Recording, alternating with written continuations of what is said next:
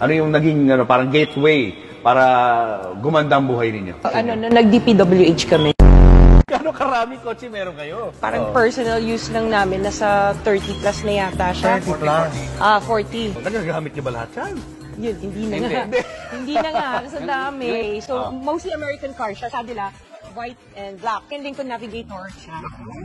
Black and white? Yeah. GMC Denali. So, black and white version din siya. Walang ganito sa Philippines. Nasa Grand Wagoneer. Pinaship ko from the US. From the US? Nagmamaneho ka rin? Marunong mag-drive, left, right. Hindi marunong mag-park. Si Suburban. Tsaka si ganda. Alphard, Dodge Ram. And then the Tundra na Toyota. Imported din to, no? Yeah. Walang ganito dito, no? And then the Toyota Sequoia. This is the TRD Pro. So, more sports, tapos ito yung capstone, yung high-end niya. X5, tsaka yung F8 na Jaguar. Jaguar naman to. Yeah.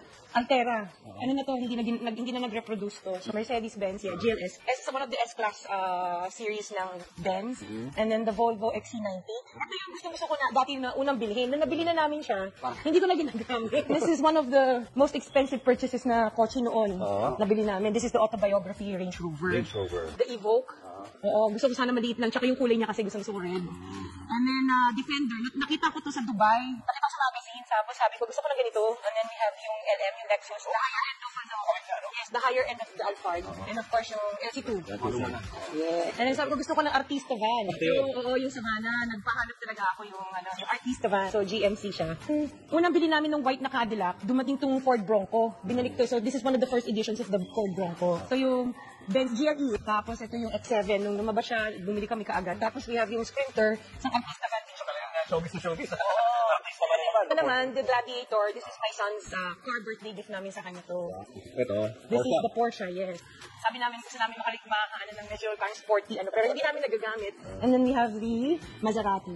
Yes. So, nung lumabas siya, bumili kami ng Maserati, itong model na to. Hindi rin siya nagagamit. G63, matte finish eh.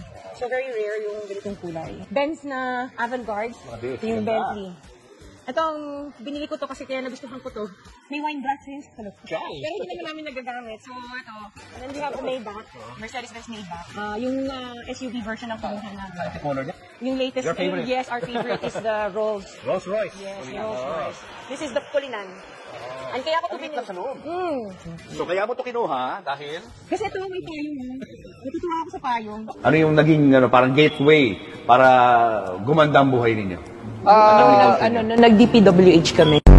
Siyam pala na kumpanya ng mga diskayang nakasungkit umano ng bilyones na kontrata para sa flood control project. Sa pagsusuri ng Billionaire News Channel, aabot sa halos 31.6 billion pesos o mahigit 6% ang flood control projects na posibleng hawak ng pamilyang Diskaya sa buong bansa.